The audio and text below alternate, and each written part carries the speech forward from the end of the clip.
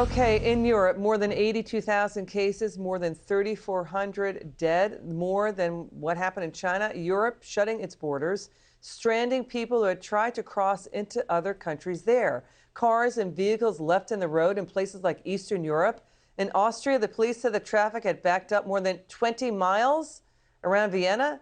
In Slovakia, that's Hungary's neighbor to the north, traffic backups for miles and miles and miles and miles. This is a critical concern for that current country. It imports more than half of its food. Joining me now on Skype is Texas Congressman Michael Cloud. Sir, thanks so much for joining us. We're watching what's going on in the UK. We really appreciate you coming on. In Great Britain, now there are 144 countries have travel bans against the UK. Right. That's way less than the 59 countries that have travel bans against Italy. It's bad what's going on in the UK. Your reaction? Well, this is really unfortunate, and to think that this could have easily been prevented if China had worked with us a little earlier, gotten the information out that they had been hiding. You think the human toll and the economic toll that's occurring right now, it's really devastating. You know, you put up an opinion piece on foxnews.com. We read it. China's coronavirus blunder is the last straw. We got to move past reliance on them. We should dial it back. And we know that the FDA is reporting a drug shortage that we need here. Right. So tell us more about your opinion piece. Well, right now, of course, we're dealing with the pharmaceutical industry. A number of medical devices are made in the U.S., but this has been longstanding. 1 in 3 North American companies surveyed said that they had their technology stolen. They had from China, and of course, this information is used to make competing products. They've had cyber attacks. If you think of what's going on in the human rights sector in China and how they're persecuting people of all faiths, it's just really disturbing. And so to think that that on top of this really is the last straw, I think, for China to make its case as the global manufacturing center of the world.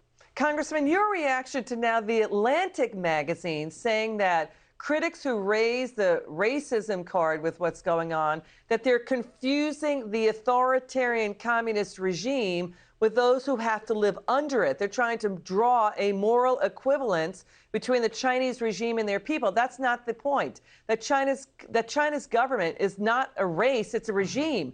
And it's easily one of the worst and most brutal in our lifetime. Your reaction to what the Atlantic magazine is reporting there? Well, we're blessed to live in one of the most diverse countries in the world. And most of us have friends and neighbors from all over the world. And so this isn't about that. This is about dealing with the authoritarian regime. Really, they take advantage for decades now. The U.S. is of the best of intentions, exerted a lot of goodwill towards China. And we're coming to find out that that hasn't been reciprocal, that a lot of that goodwill has been used against us, to undermine economy, to help bolster an authoritarian state instead of them becoming a part of this responsible community of nations, as people like to call it.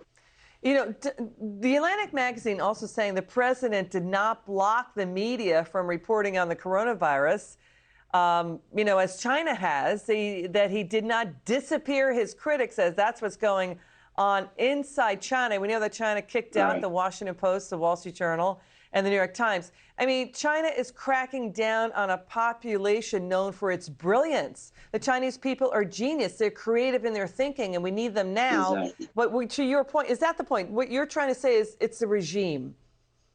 Exactly. If somehow the people of China were able to work it to where they were able to have new leadership in that country, and they would want to be the kind of leadership that would want to flourish and be a part of a responsible community, then great. But right now what we have is an authoritarian regime that is using every ounce of goodwill given toward them against their own people and against the nations in the world who love free-loving people and free market principles. So just on the show in the past hour, we reported on how the SARS virus, which is a coronavirus, broke out from a Beijing lab in 2003, 2004, when that outbreak happened, and 3 researchers got infected. Who knows if that went into the population?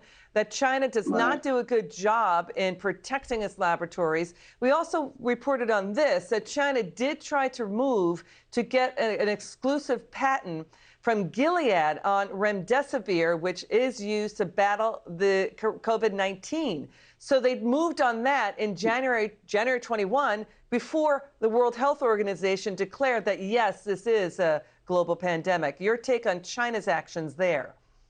Right. And while China for about a month was denying that there was really an issue until we saw the first case come from China into the United States. And so this is really unfortunate for trying to play this to the totalitarian regime's advantage, and even against their own people. And that's what's really sad about this situation.